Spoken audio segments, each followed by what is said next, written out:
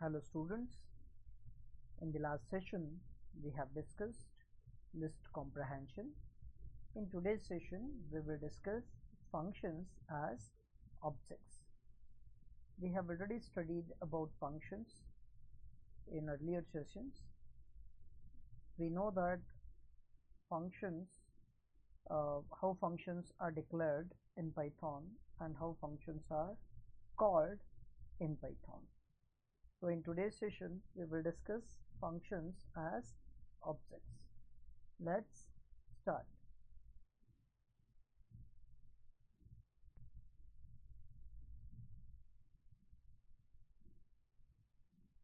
A function can take multiple arguments. These arguments can be objects, variables of different data types, and functions. That simply means a function can take another function as an argument as well. So we have already studied a function may take arguments of type objects or variables of type integer, float, string, etc. But even it is possible to send a function itself as an object to another function. In Python, functions are first class objects. So functions are also considered as class objects in Python. Functions have types like the regular values have types. Even functions has type. For example, the expression, if I type the type function, that is type, in bracket if I pass a function name, say we have a function factorial or fact, I'm passing the name of that function here, this will return, it will return the type as function. So even a function has a type. If I pass here a value, say 3, the type method returns type of this object 3, type of object 3, it is integer. So if I say 3.5, it will return float. Same way, if I say type and if I pass a function name, then it will return type as function. So even functions have type. Let us look at one simple example here which illustrates functions can be treated as objects. So this simple program, it is to illustrate that the functions are also treated as objects. If you look at the program, we have a method here. So def, the method name is or function name is shout, and this function is taking one argument and the argument name is text. So what we have inside the function? Inside the function we have only one statement. The statement is return, and what we are returning? The value which is received, that is text, dot upper, means whatever we have received we are converting it into uppercase, and that is returned by this function shout. Okay, the other statements in the program. So we have a print statement. Inside the print statement, if you see, we are calling this function shout. This is the definition of a function. Here we have a function call to shout, and while calling to the function we are sending a value that is hello, and when we call this function, it will call this function shout, and the value which we are passing here hello, that will be stored in text, and then we are returning the same.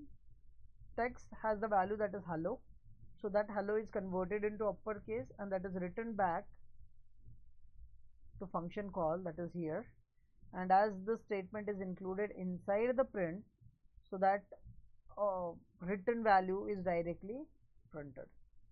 So this is a simple function call here. Now the next statement, if you look at, we have one more variable here, L is equals to shout. Now if you look at this particular statement, we have assigned a function to a variable. So in Python it is possible to assign a function to a variable, and this is possible because functions are also treated like objects. So like regularly we assign a value, say a is equals to b. Similar way we have assigned the function name shout to a variable L. When you assign a function name to a variable, this will not call a function. It will not call a function shout, but it will assign the function reference to a variable L. That means both shout and L are pointing to the same function, or you can say L is now it is also treated like a function, and whether you call L or shout, both will execute the same code. For example, you can see here we have print. Now we have used this variable L as a function, and we have passed value that is hello again. Again in this case it will call the shout method, because even L is pointing to shout, or L is having the reference of shout method. So shout method can be used like an object in Python. Okay, let me execute this small code for you, and let me show you the output of this. Okay, I have already opened the idle, and the program has been typed. So as I've shown you, we have a shout method, and from this particular point we are calling the shout method by passing hello. Then shout is assigned to L, and again we are calling the shout method by using L variable, and we are passing hello. I'll just change the value. Instead of hello I'll say hi. So let me show you the output of this. When I execute, you can see it is printing hello first, and then it is printing hi. That simply means both shout and L are calling the same function. So like we assign a regular variable value to another variable, same way even a function can be assigned to a variable, because a function is treated as object in Python. Okay, let's go back to our PPT.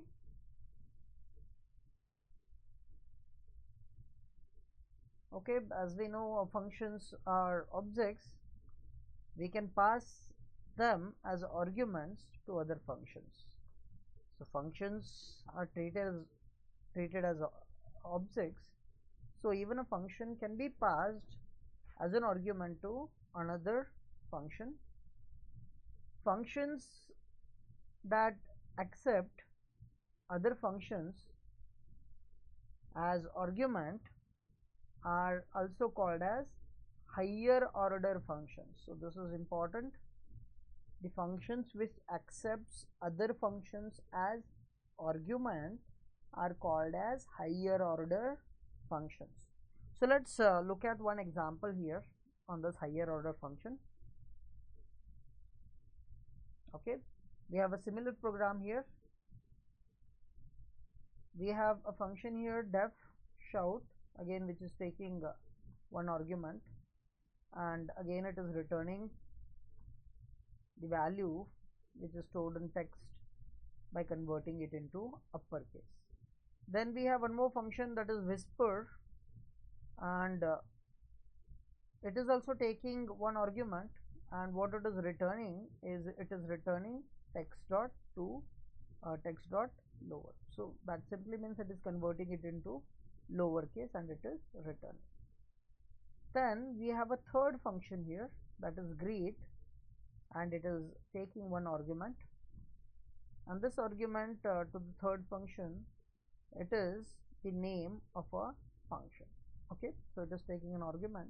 What we are doing in this third function, we are simply calling a function which is stored in this func variable, and we are passing to it some text enclosed in double quotes, and whatever value written by this, it is stored in greetings, and that greeting is printed.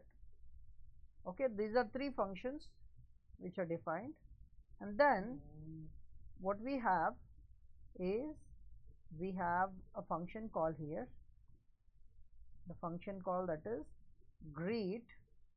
We are calling a function greet, and to this function, if you look at what we are passing here, here we are not passing a regular variable or a value. Here we are passing a function itself as an argument. If you look at shout, we are passing, so shout is our function, we are passing that as an argument to greet.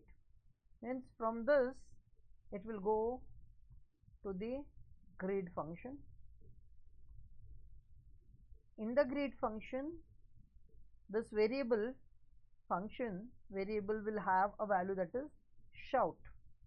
That means even this, now it is pointing to the function that is shout, and when you call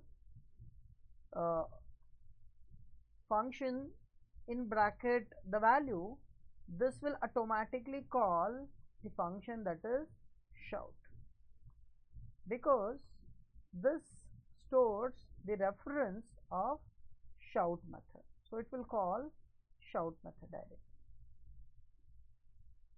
In second call, we have greet, we are passing the second function name here. Again in the same way, from here we are calling the greet function. Now this function, this argument has a reference of the second function, that is whisper function, so it is storing this as a reference. And again when we call it by using the function and by passing some value, this time it will not call shout, but it will call our second function, because it is storing the reference of this particular function in this particular variable.